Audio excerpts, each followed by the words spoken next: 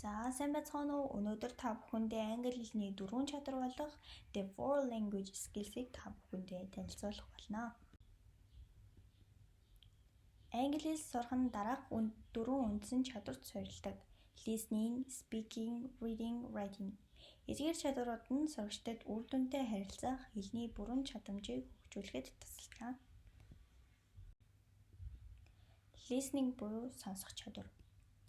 Listening буюу сонсох чадвар нь англи хэл сурах үндсэн 4 чадваруудын нэг бөгөөд бусад хүмүүсийн яриаг ойлгох, биелэлийг зөв хүлээж авахд шаардлагатай. Энэ чадвар сайн байх нь өдөр тутмын амьдралд, сургуульд болон ирээдүйн ажилд англи хэлээр ярилцахад чухал байдаг. За, listening буюу сонсох чадварыг хоёр төрөлд хуваадаг бөгөөд эхнийх нь active listening буюу идэвхтэй сонсох. Энэ нь ярианы гол санааг ойлгож асуултанд хариулах гэж явдаг бол хоёр дахь нь passive listening буюу идэвхгүй сонсох. Энэ нь радио, дуу, эсвэл видео үзэж сонсохыг хэлнэ. Энэ нь дуудлага зөв вэвэг зөв сонсоход тусалдаг. Speaking буюу ярих чадвар. Speaking буюу ярих чадвар нь англи хэл сурах үндсэн 4 чадваруудын нэг бөгөөд өөрийн бодол, санаа, мэдлэгийг бусдад дуугаар илэрхийлэх чадварыг хэлнэ. Ярих чадвар сайн байх нь үнэн зөв ойлгомжтой харилцаа үүсгэхэд чухал байдаг.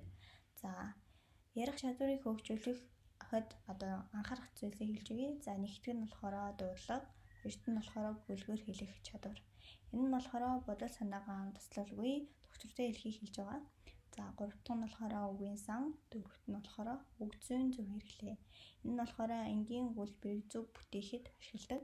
За, ярих чадварыг сайжруулах дасгалыг хэлж өгье. За, нэгт нь болохоор богино танилцуулга хийх. За, энэ нь болохоор бусад хүмүүст өөрийгөө танилцуулах үйл явцыг хэлж байгаа. За, хоёрт нь болохоор анги хамтрагчтайгаа ярилцлага хийх. За, ангийнхаа хүүхдүүдтэй эсвэл найзуудтайгаа хоорондоо англиар ярихыг хэлж байгаа. За, гурав дахь нь болохоор ярилцлагын дүрд тоглох тоглолч хийх. Энийг англиар болохоор role play гэж хэлдэг байгаа. Reading буюу унших чадвар.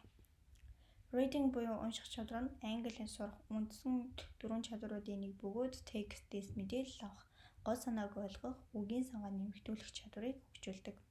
Унших чадвар сайн байх нь сургалтын материал, ном, вебсайт, мэдээ зэрэг их сурвалжуудаас мэдээллийг зөв хүлээж авахд чухал байдаг. За, унших чадварын төрөл. За, эхнийх нь болохоор гол санааг олох. За, энэ нь болохоор богино хугацаанд текстээс гол санааг олж авахыг хэлж байгаа. За, хоёрт нь болохоор мэдээлэл хаах. Тодорхой мэдээллийг олж авна. За, гуравт нь болохоор дэлгэрэнгүй унших.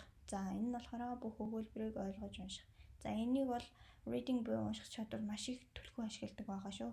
За, унших чадварыг сайжруулах дасгалыг хэлж өгье. За, богино өгүүлэлэг эсвэл диалог уншиж асуултанд хариулах. За, дараагийнх нь болохоор текст дотроо шинэ үг олж аваад хэл зүг олж тэмдэглэх байгаа. За, гуравт нь болохоор гол санааг нэг өгүүлбэрээс бичиж тэмдэглэх нь reading буюу унших чадвар маш их түлхэж болно. Writing буюу бичих чадвар. Writing буюу бичих чадвар нь англи хэлний 4 чадваруудын хамгийн чухал хэсгүүдийн нэг бөгөөд өөрийн бодол, мэдрэмж, мэдээллийг бичгээр илэрхийлэх чадвар юм. Энэ чадвар сайн болсноор хүүхдүүд даалгавар, имэйл, захиа, өгүүлэлэг, тайлан, эссе зэрэг бүхэл төрлийн бичгийн ажлыг зөв ойлгомжтой хийж чаддаг болно. Бичих чадварыг хөгжүүлэхэд дараах зүйлс чухал. Нэгтгэх нь үгсийг зөв бичих, за үгийг зөв бичих гэж байгаа. За, хоёрт нь болохоор үг зүй, өгүүлбэрийг зөв бүтцтэй бичгийг хэлж байгаа. За, гуравт нь болохоор үгийн сан, дөрөвт нь болохоор уялдаа холбоо, тавт нь болохоор бүтэц. За, энэ бүтцийн хувьд болохоор оршил, гол хэсэг, дүгнэлт гэсэн 3 зохион байгуулалттай бичдэг байгаа. За, ингээд дасгалын төрлүүдтэй танилцъя. За, дасгалын төрлүүд нь богино өгүүлбэр бичих, хоёрт нь болохоор өдөр тутмын сэдвээр бичих, гуравт нь болохоор дүр тоглож бичих. За, дөрөвт нь болохоор зураг хараад 2-3 өгүүлбэр зохиож бичихийг хэлж байгаа. За, энэ 4 дасгалууд нь writing буюу бичих чадварт тусалдаг байна. За, миний бэлтгэсэн бичлэг энэ дүрээр өндөрлөж байна. Анхаарал хандуулсанд баярлалаа.